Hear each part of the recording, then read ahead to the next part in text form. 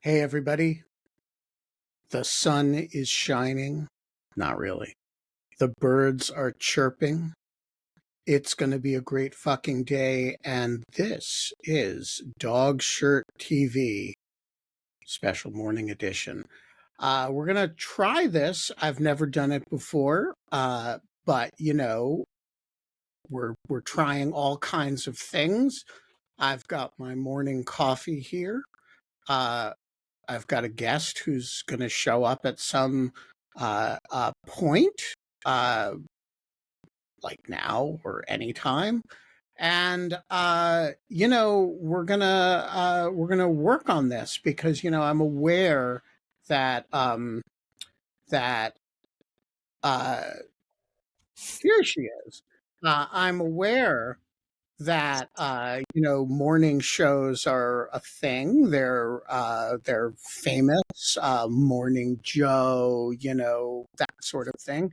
And so I thought, me drinking my morning coffee, having a chat with an interesting person in a different time zone, would be cool. And so here we are, and we have a special guest from a war zone, and you can see from her background that it's very dangerous there. Very Um, yeah. So let me spend a moment introducing Nastya, who's supposed to be drinking wine, but appears to be drinking water. Ah, um, so this is the first of what may turn into a series or may not, depending on whether we like doing it and whether people like watching it, and uh, that we're calling Kava y Vyno. And Kava is coffee, and Vyno is, as it is in so many languages, wine. And Nastya is about to correct my pronunciation because my pronunciation sucks. no, no, it's good No, enough. It's good Vin. enough. Yeah, you said Vyno. it right. Yeah, so the Ukrainian Y sound is very hard for me. I have a lot of trouble with it. Not just you, Um, most yeah, for. it's a hard noise. And but the theory is at 8 o'clock in the morning Washington time, which I think is 3 o'clock Kyiv time. Yeah, yeah. So that is a good time for morning coffee and an afternoon glass of wine. And so here we are. Nastya, as you may know or may not know, is doing a major project for Lawfare, which we're going to talk a little bit about. And it's a podcast project. She is also a former reporter for the Kyiv Independent, and the author of the very important US-Ukrainian Substack, which every single one of you should also subscribe to. Um, uh, and yeah, so Nastya, how's the war zone?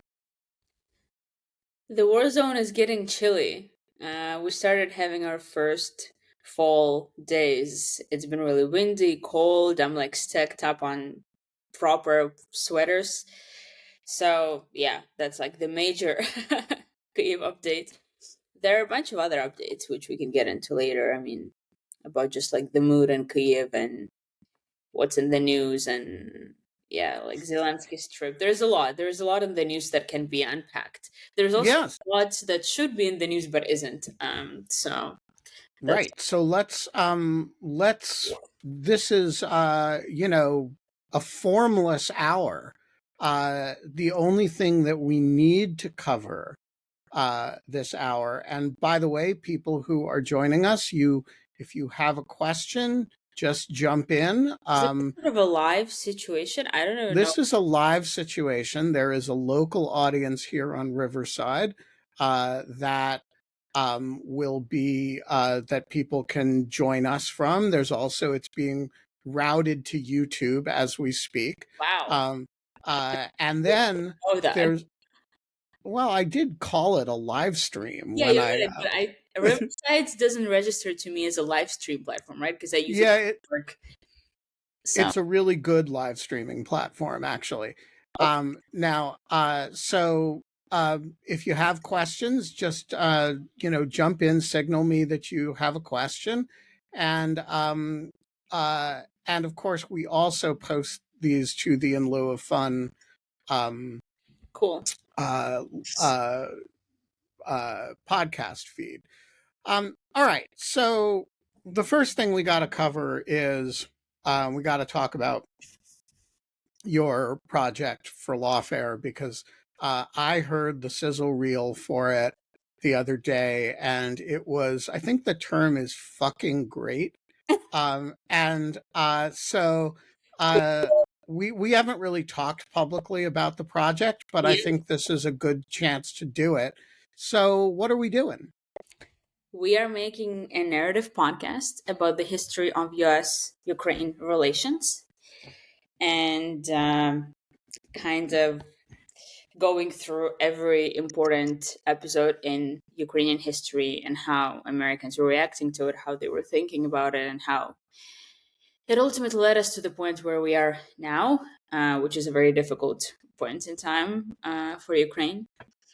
And it's very interesting because there isn't any good kind of broad audience pop content on it. There are like two academic books on this subject, but that's pretty much it.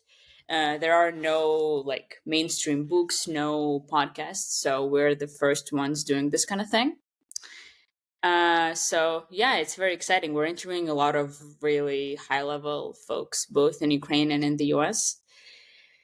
And I think it's just a very necessary product, and all of these conversations that we're having are extremely important because there is so much misunderstanding between US and Ukraine, and this is just my broad takeaway from like this year. I'd say just ever since I started working for Lawfare and kind of working with Americans and conversing and talking to them like on a daily basis, all while sitting in Kyiv, it's kind of the perfect place for me to kind of see the broad picture of this relationship and experience firsthand the misunderstanding that's happening every single day.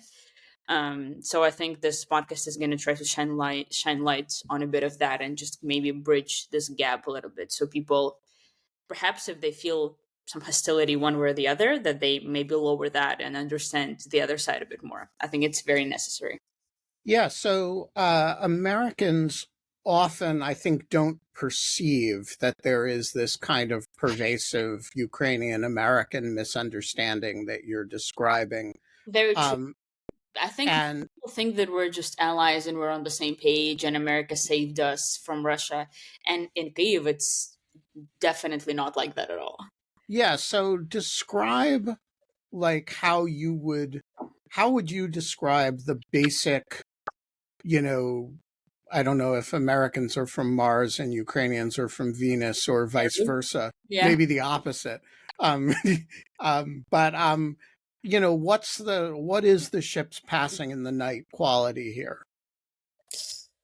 Well, so the problem is that as I already said, the US thinks of itself in these grandeur savior terms that, Biden rallied 50 nations before the war and NATO came together, and as he said in the infamous debate, stopped Putin, well, apparently. And that's how Washington perceives it. But for Ukraine, the US was never doing enough to actually help us. The US is continuously being way too slow, way too cautious vis-a-vis Russia, trying to not provoke Russia, trying to not cause an escalation with Russia. And this conflict is really making like thousands of Ukrainians genuinely believe that the US doesn't want Ukraine to win. This is kind of like a mainstream, I'd say, opinion. I mean, I don't have data to back it up, but from every conversation I have, that's what most people ascribe to. Is that in the beginning of the war, people thought that maybe the US just wants to kind of use Ukraine as a proxy to fight Russia and like kind of drown Russian resources. So basically, we were making the US's main adversary weaker without the US stepping, a single foot of a soldier in here, which is true. But we are actively doing that. But Ukrainians in the beginning of the war kind of thought that like that was the dynamic, that that the US isn't interested in a quick victory because they want Russia to lose as many resources as possible.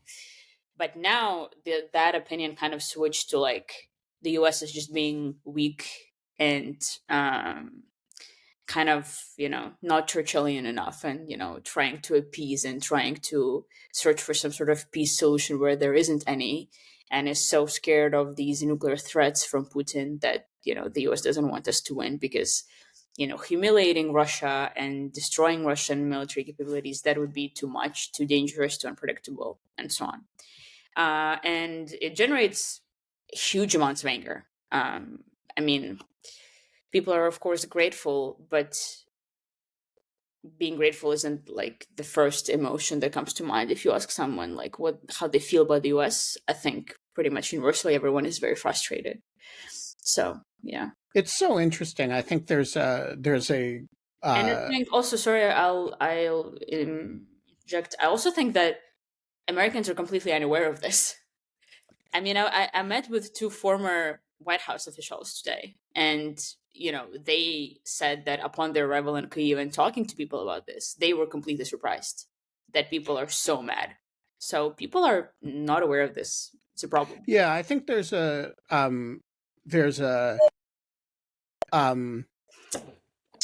hello, Evgamon. We are now a tri-country live stream. Ev is joining from Ottawa. So I think there's a reciprocal misunderstanding that pervades the US side that Ukrainians are often unaware of, which is that Ukrainians tend to see their post-Soviet history as a sort of continuous struggle against Russia. Whereas Americans look at Ukraine and say, wow, Ukraine has really vacillated between sometimes pro-Russian forces like sometimes Kuchma and Yanukovych, and pro-Western forces. And so there's a sort of like, unlike Estonia or Poland, well, Poland's sort of complicated too now, there's, which Ukraine shows up at the table depends on which sort of 5-year period that you're talking about. And so post 2014, Ukrainians have really expected Americans to assume that Ukraine is,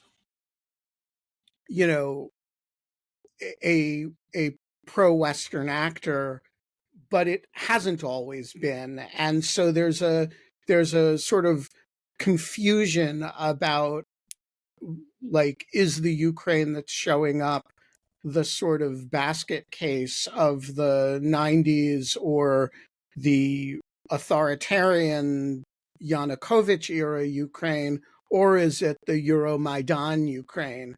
And Ukrainians seem to gloss over that, Yeah. but it's a genuinely confusing thing for American policymakers and analysts. I mean, it's a difficult question, especially now that where I'm unpacking all of this history for the project that we're doing. The one thing that frustrates me is, and I'm sure my frustration would be less if I knew the in and outs of like how this analysis was done in the moment. But at least now, what frustrates me is that it seems like the Americans have always glossed over how Russia has been treating us.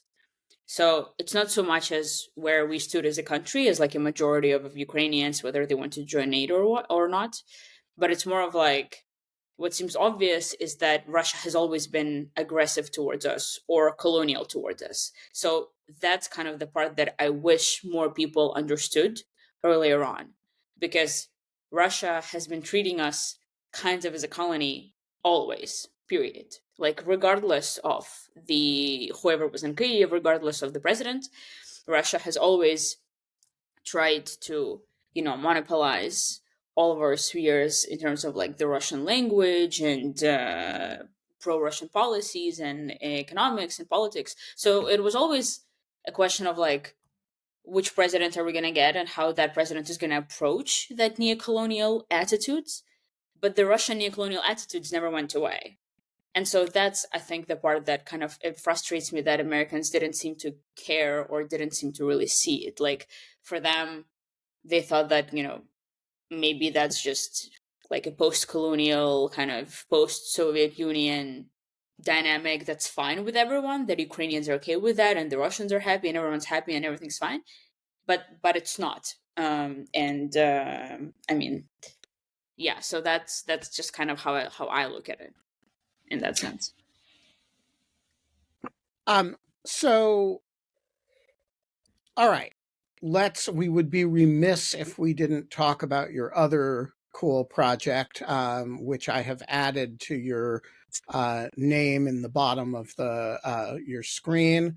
Tell us a little bit about yours Ukrainian, which listeners of the Dog Shirt Daily podcast, Read With Me, will know a little bit about. But tell us more. Yes. What have you been doing? Yeah, so several months ago, I've started a Substack, which has been really fun because I get to kind of write more informally and more opinionated than I would otherwise, for Lawfare or before I joined Lawfare. So I do a weekly briefing of the most important news of the week, and then I also do periodic essays, like long form deep dives into something I've written about. For example, the rise of, well, actually, I didn't write about that. I commissioned a good friend of mine who's qualified to write about it, to write about the rise of the Wagner Group. I've written about Yeltsin, about the literature, kind of bookstore culture in Kyiv, and just a bunch of other really cool stuff about a political murder of a very controversial political figure in Ukraine. So it's fun. I like that I have this kind of cool, informal-ish space where I need to be serious enough because people are actually interested in the news, and I'm a journalist, and I need to give them, proper professional content. But I can also show my opinion and kind of ponder questions that I have, and it's very fun that I can take it wherever I want to take it. So you guys should subscribe. It's very cool, in my humble opinion. All right. So that's an action item number one. We would say subscribe to the podcast, except the podcast doesn't exist yet. We're going to be releasing the sizzle reel pretty soon. So that will be on the Lawfare Presents feed, where we did the aftermath and allies and the report. So, get ready for that. It's coming. Your latest piece about Zelensky. Let's talk about it. This is on Lawfare as of yesterday. Give us the lowdown. So Zelensky had a very high stakes trip to the United States last week. He spoke at the United Nations Security Council. He spoke at the General Assembly. He met a bunch of leaders, during the UN meetings. He, most importantly, met Biden, Harris, and Trump, and presented what he refers to as Ukraine's victory plan.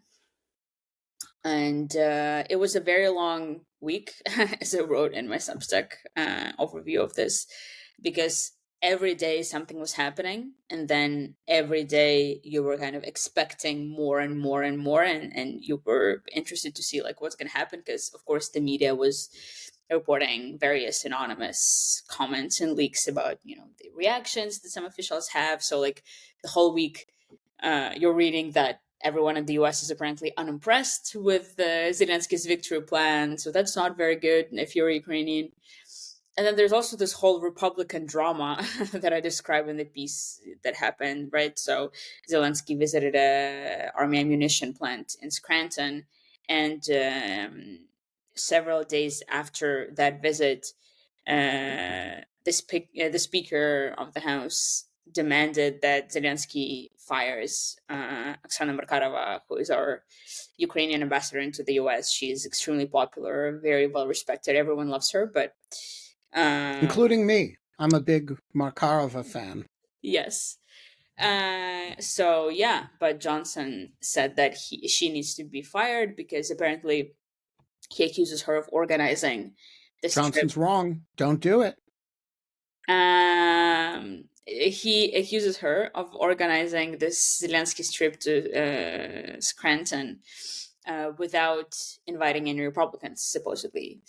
Because he only had 3 Democrats there with him. So Shapiro, who is the governor of Pennsylvania, where the visit took place, and then also the local Congress representative, and then another Scranton-born politician, a senator. So it The was senator, the yeah, senator from the state. I mean, he had the 3 relevant people: the yes, representative, the yes, senator, yes, or one of the 2 senators, yes, and the governor. They just all happen to be Democrats. It's exactly. not Yeah. like. And so Johnson went as far as to say that this was election interference, which, I mean, mind-boggling, to be honest. Like, Projection. yeah, basically, he needs to unpack that with his therapist or something, because, I mean, they took so much offense, not only because they're just kind of annoyed at Zelensky and the comments he made about Trump. We can unpack that a little bit later, but it's also because Pennsylvania is, of course, a swing state. It's super important. It's a kind of state that can decide the election.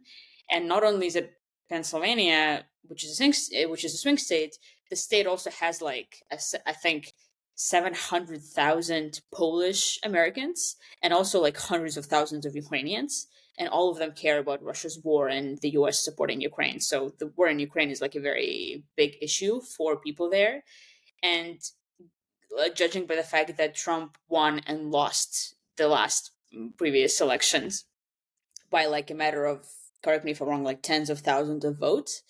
If those Polish citizens or, Polish Americans or Ukrainians vote one way and the other, they definitely could decide the election pretty much, which is, I think, why Republicans were so touchy-feely about this whole visit, that, as if they're trying to meddle in some sort of partisan campaign thing. I mean, a part of me like gets it, because it is such a high stakes moment in such a high stakes state. Another part of me is like, and I told you this, Ben, like this is only an issue if you're trying to look for one, right?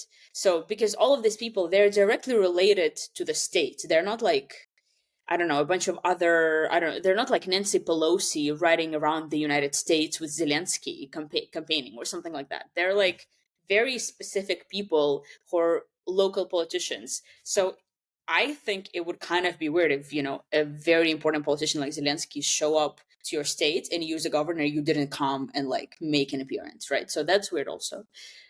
At the same time, I understand that, like, okay, I'm not sure who was the one planning this visit.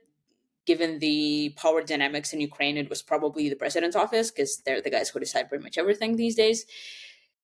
It is kind of a mess up. Like, they should have understood. Should have had a Republican there.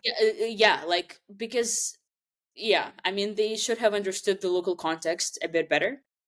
It was also the whole thing. I mean, the whole thing was kind of backdropped by the fact that on Monday, or actually on Sunday, as Zelensky literally landed in the US, New Yorker released an interview with him on that particular day, in which they interviewed him about the victory plan, and also asked what he thinks about Trump and his running mate Vance. And Zelensky was not holding back for the first time in many months.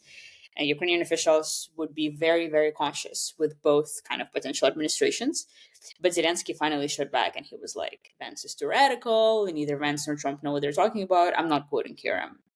I'm putting my own words in their mouths. But basically, yeah, I mean, that timing of that particular interview definitely didn't help the trip, because from now on, everything went kind of downhill from there, because Trump was mad, Vance was mad, Republicans were mad, and yeah, it was just kind of a big mess.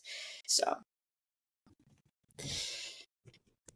yes, sorry. Ev? While we're on the topic of Trump, so there was a clip where the two of them, like Zelensky and Trump, are together. Can you kind of explain and unpack the background, how the Zelensky's reaction to Trump talking about the impeachment was perceived in Ukraine?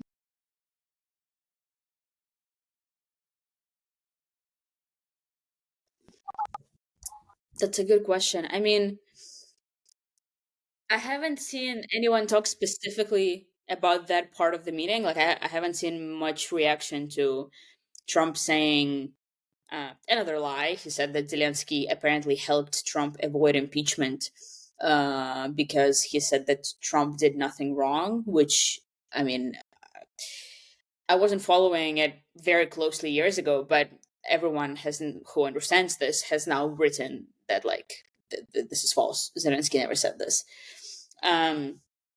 What obviously was more of a reaction is the fact that Ukraine was accused of election interference, which, I mean, most Ukrainians just thought is completely crazy. And I think, Ben, you and I are being more understanding of all of this, because we kind of understand the American context, and we see that, like, okay, well, it's not that big of a deal, but they really could have invited a Republican to, like, smooth it out. No, I haven't seen anybody talk about that. I think everyone is just really mad at Republicans and at this, like, crazy rhetoric, and the fact that, like, Russia actually interfered in the elections, and now Republicans somehow became a pro-Russian party, which, I mean, if you had asked somebody about this like 15 years ago, they would laugh, right? Which is another kind of switch that we could unpack later, man, if you want. I'm really curious on how that unfolded. But yeah, everyone in Ukraine is like, are you kidding? Like, really? Well, I mean, that's the appropriate reaction for Ukrainians. You know, their job is not to say, you know, is not to critique the stage management of a particular event where Zelensky visits an arms manufacturing plant that's literally making artillery shells for the Ukrainian military. It's not, you know, like, it's not the job of the average Ukrainian voter or politician, or, you know, to think about how that is managed. Mm-hmm. It it's perfectly appropriate for people to be simply annoyed or outraged or Yeah, somewhere in between that the president of Ukraine goes to a manufacturing plant to thank the workers there. I mean, you know, it's not a really the purpose. Yeah. it was clearly the purpose, and it becomes a political football in the United States by a major party. And by the way, historically, the party that would have been, you know, that a lot of Ukrainians would have identified with as the sort of more, um, you know, more interested in sort of muscular military policy overseas. And so Mm-hmm. I don't think it's really Ukrainians' job to be thinking through the sort of nuances of how Zelensky should present himself in the American context. I think it's perfectly appropriate for people to be like, WTF, Speaker Johnson, you know, like the president comes and visits you and you demand Markarov's head. I mean, it's outrageous. It's also outrageous because Zelensky went to Utah in the summer and met with the local Republican governor and a bunch of other Republicans, I believe, and no one gave a crap. And, like, nothing happened. And it was like a very much like red stage Republican kind of visit, and that was appropriate, right? So, I mean, yeah, I do think, though, that Ukrainians need to understand the American context a lot better, which goes right back to the conversation with which we started, that there is Right, but that's an issue with the president. I mean, whoever organized that event, whether it was Markarova and her people or the I really, president's office itself, I mean, whoever did it yeah, should have included a Republican. I mean, they should have brought Mitch McConnell, who's, who loves Ukraine, and who loves Ukraine and is very happy to be the bipartisan face, yeah, because he's trying genuinely and earnestly. My enthusiasm for him, I assure you, is under control. But on this issue, he's terrific, and he's genuinely trying to push his party back to yeah, a sensible place. And I'm sure, I mean, though he's old and frail, would have been happy to, get on Zelensky's plane and go with him to hmm, Scranton. But I like, but that's a a critique of the management of Zelensky's image in the United States and Ukraine's image in the United States. It's not a it's not a substantive matter. hmm.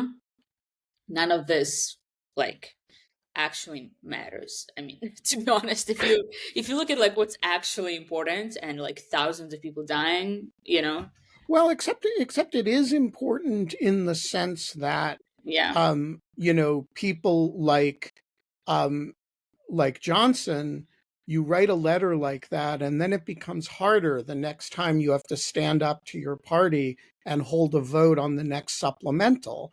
hmm, And, you know, how do you do that once you've accused the Ukrainian government of election interference on behalf of the Democrats? And, you can really paint yourself into a corner with that stuff. hmm, yeah, yeah. So Ev, do you have more? No, actually, I am about to leave. It was super interesting, but my phone is dying and I'm in my car, so I guess it will be. Is it like a recurrent or like thing that will happen often with Anastasia? How do you actually? It's a good question, but how do you We are talking about whether we should do this, never again, occasionally, or regularly. And as you know, I'm very organized about these things, Ev, and plan things meticulously and leave nothing to impromptu decision making. and I don't Um, scared or anything else, so so we're gonna do what hopefully we it do. will happen. Partly it depends how people. So hopefully it will happen Sorry, again, and we'll see each other soon. Ciao. I'm about to die. hmm. Bye. Joe. All right, that's when people sign off, when they're about to die, or when their phones are about to die. All right, so your turn, Nastya. What's on your mind this morning? So much is on my mind.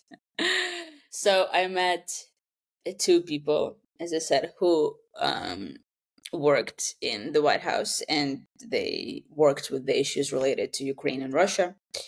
And we had a lot of conversations about the future of the war and kind of the peculiar situation that's happening right now with this victory plan. And I asked whether either of them have seen this victory plan. I mean, people have sources that show them confidential stuff, right? So I asked, and they kind of laughed, and one of them was like, I don't think there is a plan, to be honest, which okay, fair, because I mean everything that's in the victory plan, like nothing.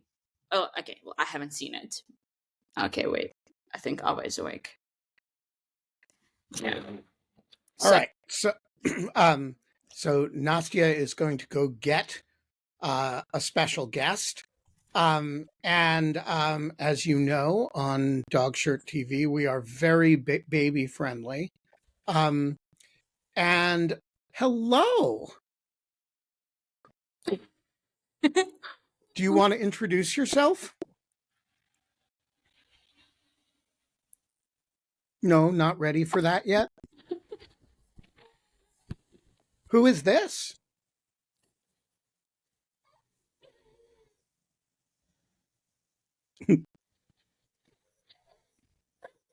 I think she's Hi. shocked. Yeah. A little bit. Waking up is shocking. It doesn't actually get less shocking as you get older. That's very funny. Ava, you're on a live stream. She's like, She's like, you. I don't, yeah, I don't know what you're talking about. Okay, well, so basically, I haven't seen the plan, so I don't know what's in it. But from everything that like Zelensky talked about publicly, and from everything that we know, nothing inside that plan is like new or kind of groundbreaking new strategy on the part of Ukraine. I'm freezing. Am I freezing for you as well? Yeah, you're breaking up a little bit, but your audio is fine. Okay. Okay. So I'll tell you if it gets to be a problem, but it's fine for now. So all right. So I've always assumed that the victory plan is just a set of bullet points that reflect long-standing Ukrainian policy, as in give us more weapons, give them faster, remove restrictions, and let us win, which has been modified to let us get to a more advantageous negotiating position over the next 6 months, and then we'll be ready for whatever peace talks develop. Do you think there's more to it than that? I mean, from every piece of analysis and reporting that I've seen so far, I think that's pretty much it. There is also some kind of general security long-term stuff, right? So something that would Right. Let us join NATO. yeah, for example, Yermak, Zelensky's chief of staff, said that the NATO invitation is a part of the plan. But I mean, the long-term weapons thing is very interesting. Let me actually move back to the desk with her. All right. We're going to see if Nastya can move and talk at the same time. It's like the walking and chewing gum experiment. Um, What is that experiment? What are you talking about? oh, I forget who it was who said about President Gerald Ford that he couldn't walk and chew gum at the same time. And but it was some wag, and it became a thing. Can so and so walk and chew gum at the same time? Okay. So, I. So we're going to use Ava in the rest of the show to evaluate her facial expressions, to evaluate the merits of what you're saying. That's a terrible idea. I do not like that plan. Okay, we won't do that. So far, she is equally unimpressed as Right. American shows apparently were. Okay. So we had this discussion about Ukraine's long range weapons and how we're asking Americans to provide us with more, and how we want to hit all these targets in Russia, etc., etc. And so my colleagues, they're telling me like, America, like for example, if we're talking about ATACMS, they're like, America has like several hundred of those. Like that's it. That's the stockpile. And to properly destroy like one big airfield and actually like hit it enough to destroy the target, you need like, I don't know, roughly 50. And so that math is, I mean, I'm sorry, ridiculous. So they were like, even if we lift all the restrictions, we like really just, it seems like we just don't have stuff to give you. And I'm like, okay, why is no one talking about this? I mean, people are talking about it, but they're not giving this math, because what people are talking about is like these broad strokes thing that make it sound like the US just doesn't want to do it for like no significant reason. Because they're like, I don't know, because this is the reporting. The White House is divided over the issue because the intelligence community says that there is uncertainty about whether the West can provide long-range weapons to Ukraine. And I'm like, well, that doesn't say anything. That just says that you guys are uncertain, and that's annoying. Yeah, a huge part of the issue is actually the US's own stockpile. Yeah, That these things take a really long. The US hasn't been on a war footing for defense production purposes in yeah, a very long time. yeah. I mean, we've fought wars, but we haven't fought wars that require ongoing, production in large numbers. And so yeah, Don't the artillery ever. we're just not set up to produce stuff the way we were in World War II or in, even during Vietnam, where you have ongoing depletions. And so you build an economic industrial base around the idea that you need a certain number of shells a year. And that number is big. And we're just not built that way right now. And so, even on relatively low grade stuff like artillery shells, which is the kind of bread and butter. It's not an esoteric weapon. It's not a high, you know, it doesn't have advanced chips. It doesn't have all kinds of things in it. There's massive shortages of that stuff. Um, And I uh, can also give you some numbers. So apparently, from what I've been told today, the US was producing, when the full scale invasion just began, the US was producing around 20 to 30,000 of these shells, I think, per month. Correct me if I'm wrong. No, it's not per year. That can be right. I think it's per month. yeah, and the Russians are using like 500,000 a month or Yes, something. yes. And the Russians are going through 1 million shells in like 2 to 3 months. So, like, Yeah, insane.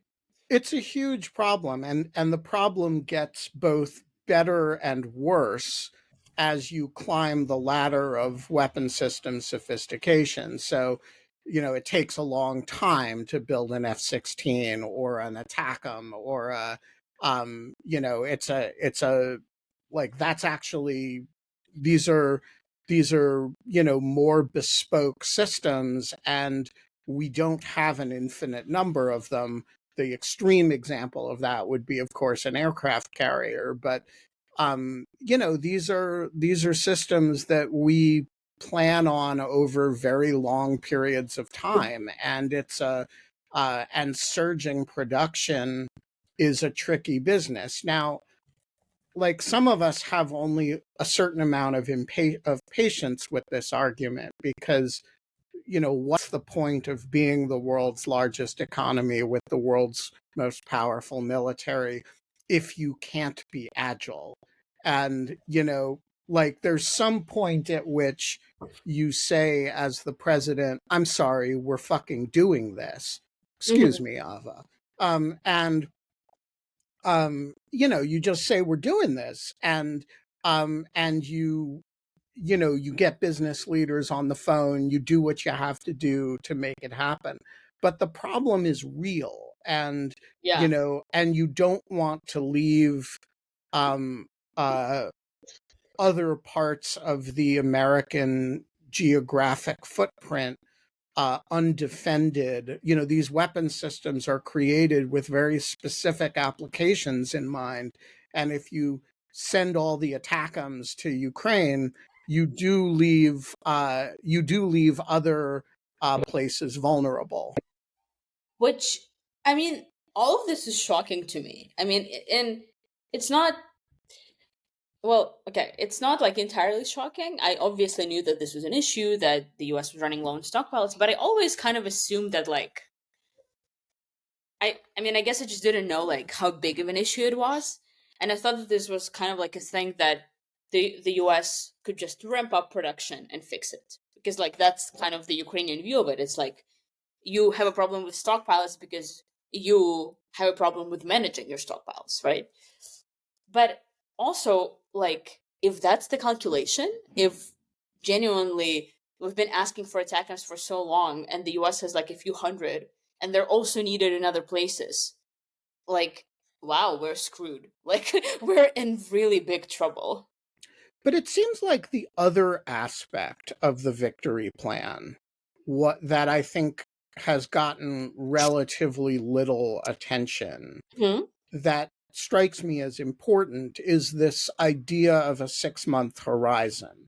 That Zelensky seems to be saying, at least implicitly, we don't think we're going to, we think that both sides, i.e., including us, are going to be exhausted in the next 6 months. And the real issue here is not victory in the sense of liberating all the relevant territories over the next block of time, but getting ourselves into an advantageous negotiating position relative to where we are now.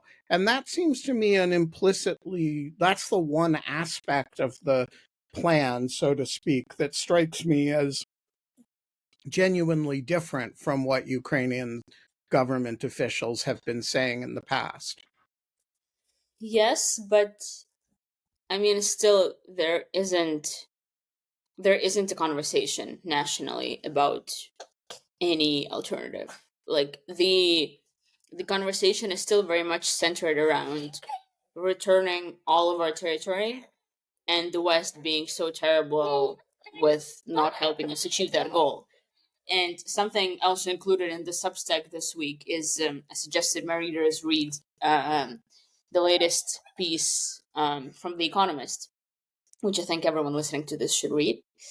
They released their latest issue with the front page crunch time for Ukraine. Yes, it's very sad. See, even my child is sad about it.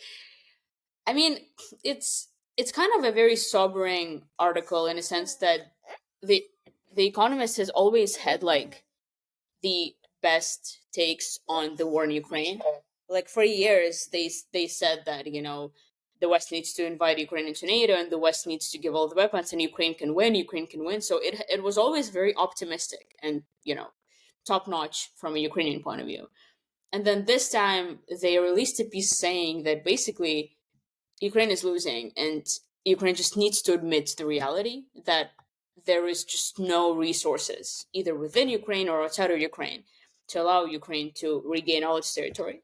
So what it needs to do instead is think about how to live with that reality and how to live with that, right?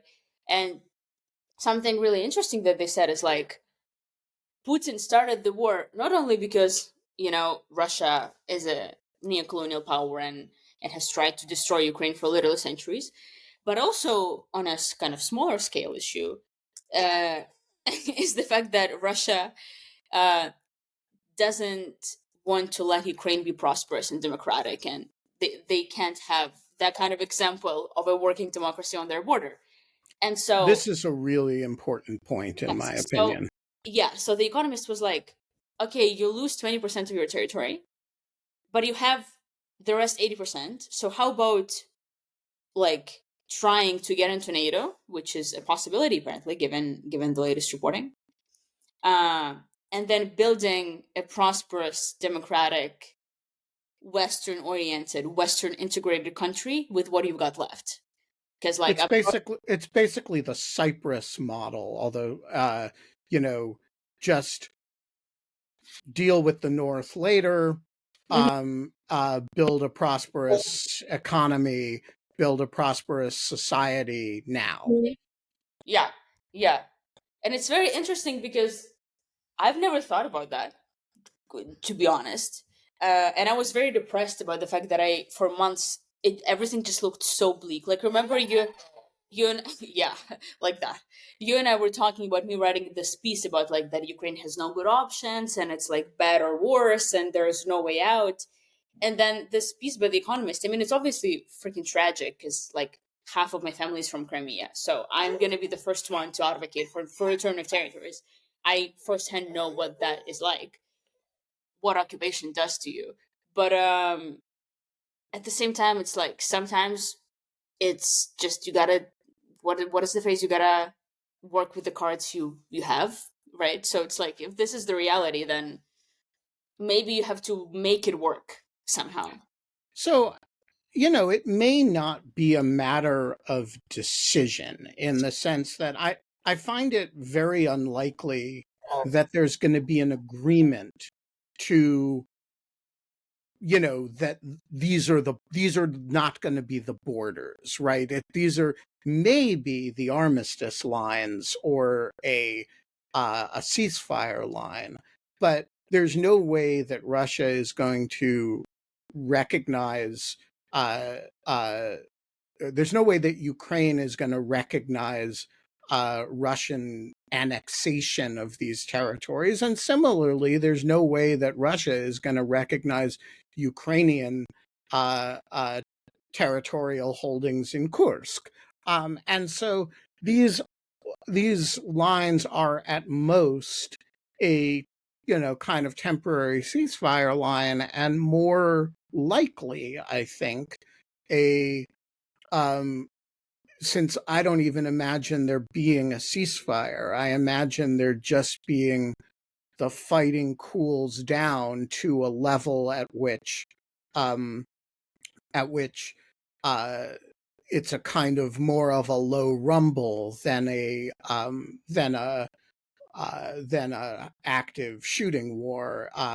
And you can imagine lots of levels at which it grumbles along. Think of the you know Israel Lebanon border prior to October 7th, right? Where you had 2006 to last year, where you would have occasional flare-ups, and uh, bad stuff would happen both in southern Lebanon and in northern Israel. But you could have pretty normal life going on there. No one ever really said there wasn't a war, but there functionally was more low grade hostilities than anything else. And when you have that, nobody has to recognize the legitimacy of anything, and you can do a certain amount of, all right, let's work with the state apparatus and territorial holdings we have, and we'll deal with getting the rest back later. Yes, I'm gonna prove the experiment now. Though at the same time, what The Economist is advocating is for Ukraine to become a part of NATO. And if that happens, that means that we can't pretty much ever get our territory back, right? Because then that would be NATO attacking Russia. If we're like becoming a part of NATO, and then in 15 years or 10 years we want to try to get it back, then how's that going to work? Yeah, I don't buy that. So, first of Why? all, NATO countries have fought wars against each other. Um, uh, Turkey and Greece um, uh, in the 70s. People forget about the so-called Cod Wars, in which Iceland took on the British Navy and beat it. Um, but intra-NATO fighting is rare, but it does occasionally happen. And NATO countries fight with other countries, particularly the United States, without dragging NATO into a war all the time. And um, if Ukraine were to imagine the situation in which Ukraine were to join NATO, and then at some point um, were to do what Croatia did to the Serbian holdings in former Yugoslavia, after the Serbo-Croatian War, and just blitz and take it. As long as NATO forces didn't participate in that, I'm not sure why that's any different from Ukraine outside of NATO doing that. That's a good point. Um, I don't know. I guess people think of NATO in these black and white terms, forgetting that there can be a lot of variety, right? I mean, look, Turkey is part of NATO, and it is active militarily in Syria and Iraq on a fairly regular basis, and nobody says, NATO is attacking Syria and Iraq. They just understand that as a Turkish thing, and you know the there are lots of countries in NATO that have pre-existing uh, uh, disputes that other countries in NATO find bewildering. Um, and we don't look at those and say, hey, NATO is, a, combatant in French territories in Africa, where the French sometimes French former territories in Africa, like Chad or Mali, where the French sometimes operate. Um, I just think when you bring countries into NATO, you do it with the understanding that some of them have, NATO didn't fight the Falklands War. Um, so like sometimes NATO members have other conflicts that just don't implicate NATO's particular interests. It's such an interesting time that we live in. As tragic as it is, I honestly cannot wait for, what is it, November 5th? I honestly cannot wait. I'm so curious because I know it's kind of similar to like how you guys talk about the war. For me, it's just fascinating, and I'll grab popcorn and I'll watch it all night. But for you, it's like a life or death in some sense. Yeah, for us, it's a little bit less popcorny and a little bit more stomachs in our throats. We've Yeah. done this once before. It was a disaster then. It'll be worse this time. Well, Can't half of we? your country thinks otherwise. Yes, well, Kind of like with us and Yanukovych, you were like, well, we didn't fully support you because what about Yanukovych? You guys elected Yanukovych. Well, y'all and Kuchma. Trump. Just saying. Yeah, no. Look, I mean, any people around the world who want to say, I don't think we can do business with the United States because they could elect Trump a month and a half from now. I have no argument with that. Yeah, like we used to have two basically sane political parties, one of the center left and one of the center right. And now we have one center left political party and one, I don't know what to call it. People sometimes call it, I would call it sort of neo authoritarian party. Um, and um, and I think that people around the world who aren't betting on the United States right now, that's a reasonable hedge. And the only thing I can say in response to it is there's no, and Ukraine is a good example of this. They're, frustrated with us and annoyed with us. There's no better bet, right? It's not like you can say, well, we'll put our faith in the European Union because the European Union, it's got Viktor Orban with a veto, and it's got, Slovakia, and it's not capable of producing weapons in the kind of volume that you guys need. And so the only thing to say in defense of the United States is that there isn't really a better option for freedom in the world right now. And that's not much to say. Like I wish there was a time a few years ago at the beginning of the first Trump administration where people seriously said things like Angela Merkel is now the leader of the free world. Remember that. Yes. And, nobody's saying that about Germany today. And so like Germany is about to call Putin, by the way. Did you see that? Scholz? No, what, sorry, what did you say? Germany is about to call Putin.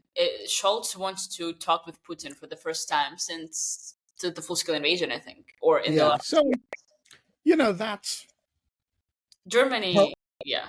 Right. I mean, there's no other option. And so, Churchill used to say about the United States that it would do the right thing after exhausting all possible options. And the problem It's a good line. And there's a lot of truth to it. But the other side of that is that the rest of the world will not do the right thing even after exhausting all other options because they wait for the United States. And so, like, I do think we suck, but we're the only option, which is sort of a metaphor for the way Ukrainians think about us, I think. Yeah, that's kind of exactly how we think about you guys. Like, we would love if it was, I don't know, some lovely country like Finland helping us, but they don't make shit as far as I'm concerned, right? So, Well, you got to get the Swedish planes, the Griffins, because they're actually the plane that Ukraine needs, and they're better for Ukrainian purposes than the F-16. Swedes and Finns actually both make really good weapons, but they make them in small quantities for their own purposes. So message that we're going to close on to the Nordic defense industries: ramp up production. yes. And we are going to leave it there. Ava is now fully awake and ready to play. No, fully awake and ready to go back to sleep. And this has been lovely. Come back sometime, Ava. Hey, folks, we will be back tomorrow in the afternoon, 4:00 p.m. with Alan Rosenstein. Join that? He's fun. I love him. Yeah, you can join. Cool. We're going to talk about the vice presidential debate, which he promises not to watch tonight. Oh my God, I'm so watching. Yeah. We are going to talk about the vice presidential debate, which Alan promises he's not going to watch. And suck. And we're going to talk about Gavin Newsom's veto of the AI regulation bill in California. It's going to be great. And we will see you then. Bye, Ava. I'll fix you.